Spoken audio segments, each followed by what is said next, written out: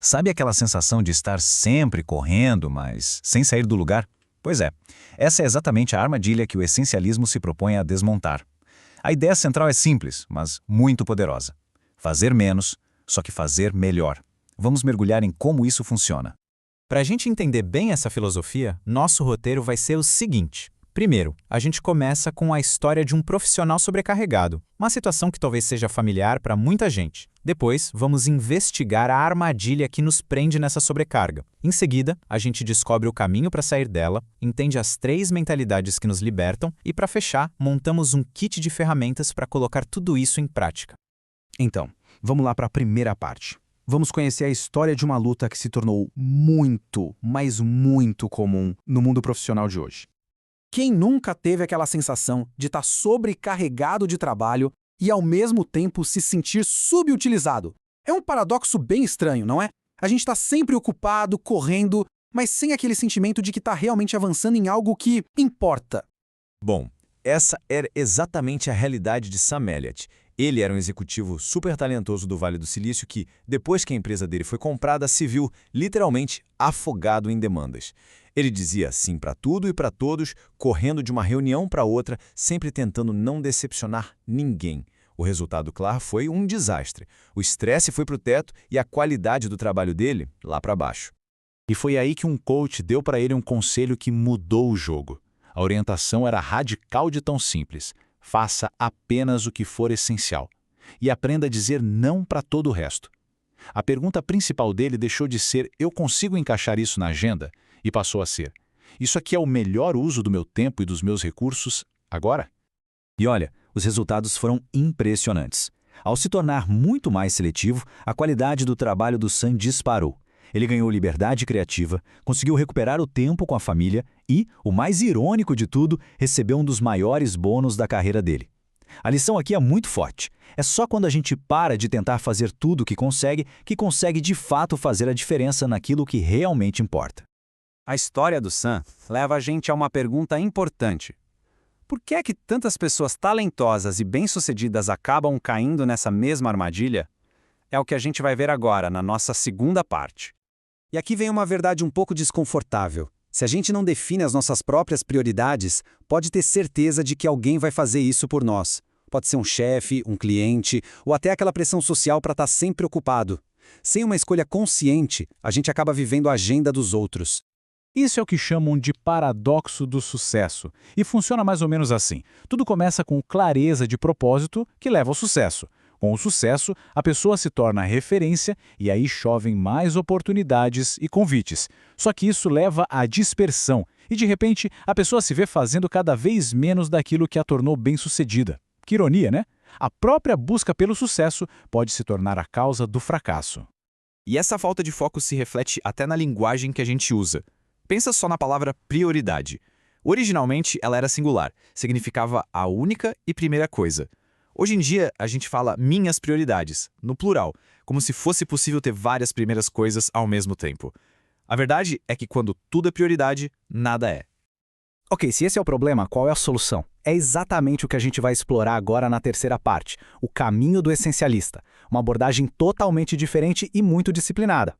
O lendário designer Dieter Rams tinha um lema que captura a alma disso: Weniger, aber besser.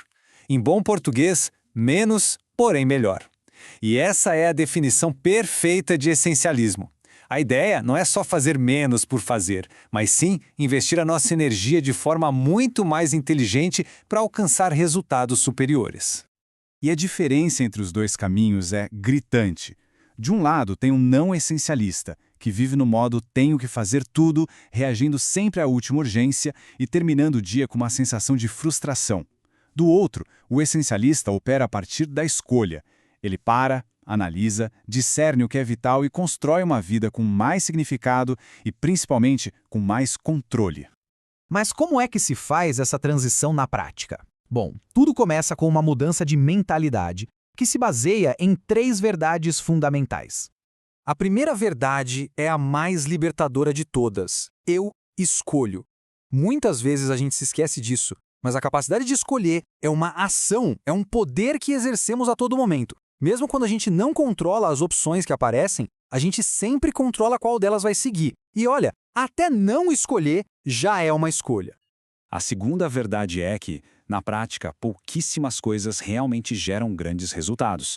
A maior parte de tudo é só ruído. É a famosa regra 80-20, a ideia de que mais ou menos 20% dos nossos esforços são responsáveis por 80% dos nossos resultados. O grande segredo do essencialista é justamente identificar e focar nesses 20%. E por fim, a terceira verdade. A gente pode fazer qualquer coisa, mas não pode fazer tudo. É preciso fazer escolhas, os famosos trade-offs. Só que o essencialista não encara isso como uma perda, ele vê como uma oportunidade estratégica. A pergunta muda de como eu consigo dar conta de tudo para qual é o problema que eu realmente quero resolver agora. A companhia aérea Southwest é um exemplo perfeito disso. Eles fizeram escolhas muito claras. Abriram mão de servir refeições, de ter assentos marcados e de primeira classe. E o que eles ganharam com isso? Custos baixíssimos, uma agilidade incrível e uma lucratividade que virou lenda no setor. Eles escolheram um único problema para resolver: ser a opção mais barata e eficiente. E eles venceram. Certo, a teoria é ótima, mas como é que a gente aplica isso no dia a dia? É o que vamos ver na nossa última parte, o seu kit de ferramentas essencialista. Pensa na sua vida profissional como se fosse um armário. Se você nunca para organizar, ele fatalmente vai ficar abarrotado de coisas que você nem usa mais. Com os nossos compromissos, acontece a mesma coisa. Sem um sistema para avaliar e limpar, a gente vai acumulando atividades que já não fazem mais sentido. O sistema para evitar essa bagunça é um ciclo de 3 passos. Primeiro, explorar. A gente investiga várias opções, mas com o objetivo claro de encontrar as poucas que realmente valem a pena. Segundo, eliminar. Aqui entra a coragem de dizer não para o que é trivial, para o que é ruído.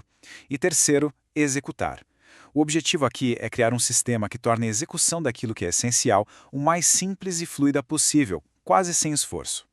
E tudo isso nos leva à pergunta final da poeta Mary Oliver, que talvez seja a mais importante de todas. Diga-me, o que você planeja fazer com sua vida, essa vida única, fantástica e preciosa? No fim das contas, ser essencialista não é sobre ter menos. É sobre garantir que o que a gente tem e o que a gente faz seja o melhor possível. É sobre usar nosso tempo para construir a vida que a gente realmente quer viver.